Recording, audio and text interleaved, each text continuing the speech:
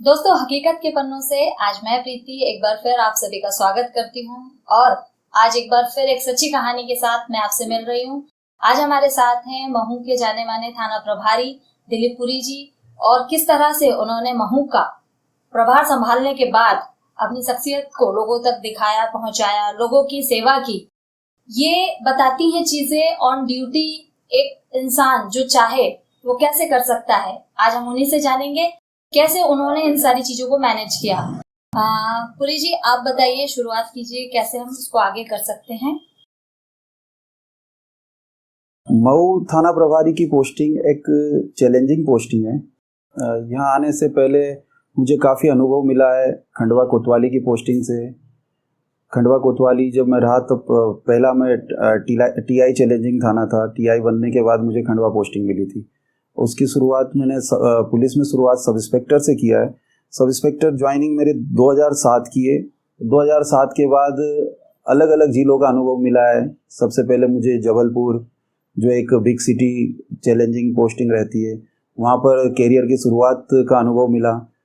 कई अच्छे senior TI के साथ नौकरी करना मिला, जिससे मुझे काफ़ी एक्सपीरियंस हुआ कि थाने पे अगर किसी प्रकार की कोई समस्या आती है तो उसको कैसे हैंडल करना है, कैसे कोई कानून व्यवस्था बिगड़ती है तो उसको हैंडल करना है।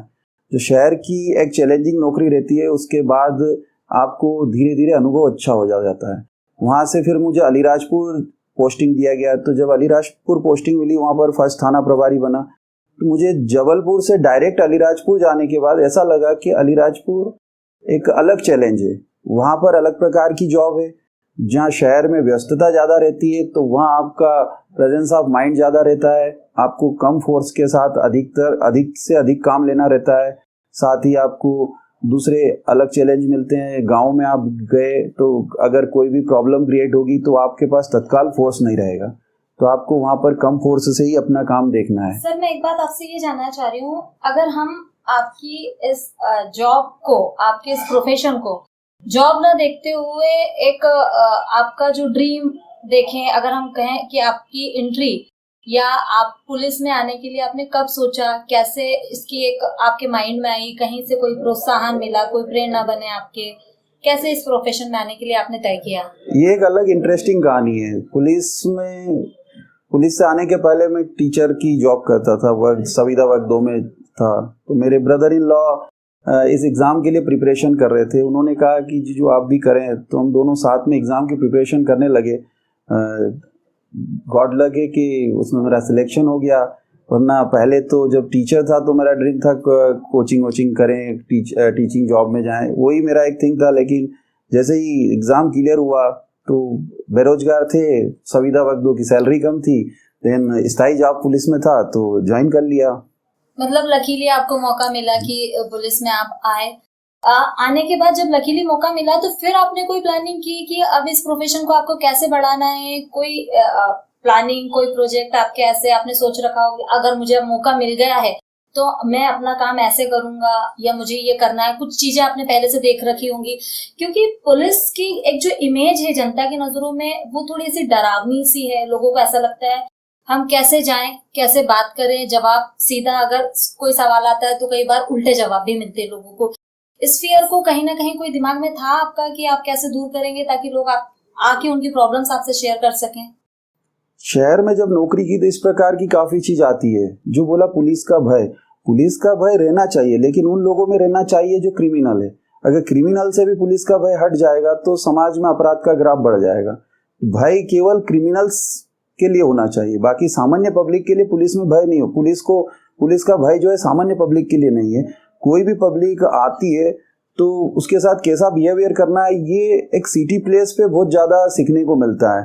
तो जो शुरुआत की पोस्टिंग रही उसमें ये चीज़ें मुझे काफ़ी एक अनुभव रहा, क्योंकि वहाँ पर दिन भर में आपके पास अलग अलग वेराइटी की, अलग अलग प्रकार की रिपोर्ट्स आएगी।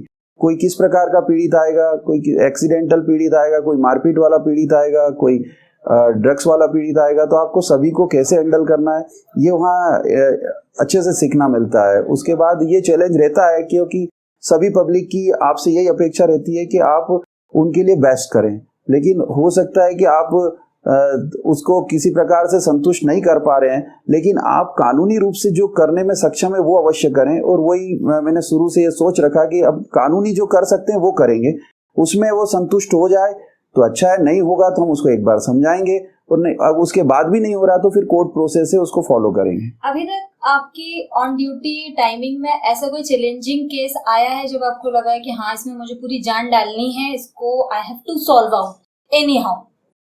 ये एक सबसे बड़ा इंटरेस्टिंग क्वेश्चन है कि सभी प्रकार के केसों में एक केस को ऐसा चुनना, लेकिन मुझे जहाँ तक याद है खंडवा में एक गनी वकील भाई साहब हैं, दे आर 75 ईयर्स ओल्ड और एक अच्छे रिस्पेक्टेड वकील है। उनके घर रात को 3 बजे डकैती होती है, 10 से 12 लोग घर में घुसकर मारपीट करके 15 लाख के लगभग ज्वेलरी और कैश ले जाते हैं। वो हमारे लिए खंडवा के समय में पूरा एक इंटरेस्टिंग केस था। उसको लगभग हमने 14 दिन में ट्रेस करके सभी आरोपियों को पकड़ा और उसमें वर्तमान में अभी सजा भी हो चुकी है, आजीवन कारावास हो चुका है काफी को, 7-8 लोगों को आजीवन कारावास हुआ है। उस समय 14 डेज मेरा वेट 96 था, ट्रेस होने के समय 91 हो गया था, 5 किलो वेट कम हो गया था। मतलब आप समझ सकते हैं कि वो चैलेंजिंग इतना चैलेंजिंग था। डेली उसमें रिपोर्टिंग हो रही थी, डेली कोई ना कोई धरना हो रहा था कि पुलिस एक वकील साहब के यहाँ के नहीं पकड़ पा रहे हैं, लेकिन वो हमारे लिए काफ़ी चैलेंज था। महाराष्ट्र के आरोपी थे, खंडवा से हमको वहाँ जाके उनको लाना था, प्लस रिकवरी करना था। तो वो रिकवरी बहुत मायने रखती थी, 15 लाख की रिकवरी, लेकिन उसमें हमें सक्सेस मिली। इस तरह की सक्सेस के बाद कभी घर में ऐसा माहौल हुआ कि आपकी जो जनरेशन, यंग जनरेशन जो आ रही है वो आपको फॉलो कर रही है, आप उनके आइकॉन हो गए हैं, तो कुछ उनकी तरफ से ऐसे क्वेश्चनिंग आते हैं या proud, they would be proud feeling कि हमारे पापा अंकल या जो भी हैं वो इतना अच्छा काम कर रहे हैं, लोग उनको भी देखते होंगे। तो कभी आपको कोई कमेंट घर से ऐसा मिला कि नहीं आप बहुत अच्छा कर रहे हैं और हम बहुत खुश हैं और हम कैसे बने, कैसे आगे जाएं, कुछ ऐसा रिलेटिव्स में से या कुछ ऐसा निकल के आया कभी? इसमें मेरी बेटी बड़ा इंटरेस्ट लेती है। वो जब भी कोई केस सॉल्व होता है तो पूरी स्टोरी मुझसे सुनती है और वो बेस से लेके आखिरी तक एक एक चीज़ सुनना पसंद करती है कि डैडी ये वहाँ कैसे पहुँचे, इस केस को सॉल्व किया तो वहाँ कैसे पहुँचे। और मैं उसे डॉक्टर बनना चाहती है, लेकिन उसका कहना है कि डॉक्टर बनने के बाद भी मैं यूनिफॉर्म फोर्स ज्वाइन करना चाहती हूँ।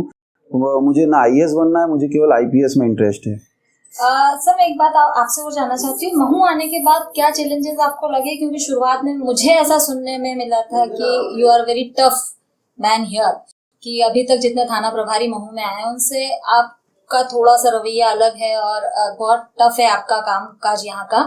तो क्या कारण रहे हैं, फिर कैसे चीजों को आपने स्टेबल किया और काम किया, संभाला? ये हर जगह समस्या आती है, हर थाने का अलग अलग भौगोलिक स्थिति रहती है, अलग अलग वहाँ का फील्ड रहता है, वहाँ पर अलग प्रकार का चैलेंज रहता है। यहाँ पर जो चैलेंज है वो सतना के थाने से अलग चैलेंज है, आज़ाद नगर से अलग चैलेंज है, खंडवा का एक अलग चैलेंज था, वहाँ जुलूसों पर ज़्यादा ध्यान रहता है। यहाँ पर एक छोटी छोटी बातों पे जो विवाद होता है उस पर आपको ज़्यादा ध्यान देना पड़ता है। और हर थाने में अगर आप बिल्कुल जो प्रैक्टिकल कानूनन तौर पे काम हो रहा है उसको अगर करते रहेंगे तो सब चैलेंज फॉलो होंगे। कोरोना जैसे समय में पिछले 2 महीने बहुत टफ निकले हैं, बहुत चैलेंजिंग थे। कैसे मैनेज किया आपने? ऑर्डर्स ऊपर से भी रहते हैं, प्रेशर रहता है, यहाँ भी जनता को संभालना, लोगों को समझाना, कितना टफ रहा आपके लिए, आपकी टीम के लिए? कोरोना में ड्यूटी करना सबसे टफ ये है कि पहले तो आपको ड्यूटी भी करना है, साथ में अपने आप को सेफ भी रखना है। आप कहीं उससे ग्रसित, अगर आप कोरोना से पीड़ित हो गए तो आप 20-25 दिन आप बेड रेस्ट पे चले जाएंगे, तब आप के बिना वो थाना चलेगा तो और कमज़ोर होगा। आपके निचले स्टाफ में भी प्रोत्साहन नहीं हो पाएगा कि सर बीमार हो गए तो वो लोग भी थोड़ा डिमोलाइज हो जाएंगे। तो आपको पहले अपने स्टाफ को भी सेफ रखना है, अपने को भी सेफ रखना है, साथ में जो ड्यूटी है उसको करना है। लगभग सामान्य समय की ड्यूटी से ज़्यादा ड्यूटी रहती है। बस इसमें यह है कि रोड पर ड्यूटी रहती है, कुछ पब्लिक नाराज़ भी होती है इससे कि हमें मास्क लगाने के लिए क्यों बोला गया, हमें घर में रहने के लिए क्यों बोला गया है, हमें दुकान बंद करने के लिए क्यों बोला गया। ठेला वाला सोचता है कि मैं एक गरीब प्रकार का प्राणी हूँ, मुझे ठेले से बेचने नहीं दिया जा रहा है, लेकिन उस सभी के पीछे एक ही मोटिव रहता है कि आप सेफ हैं और वही हमारी ड्यूटी है। और वो हमने काफ़ी अच्छे से फॉलो की। हमारे निचले स्टाफ ने बहुत मेहनत की है ड्यूटी में।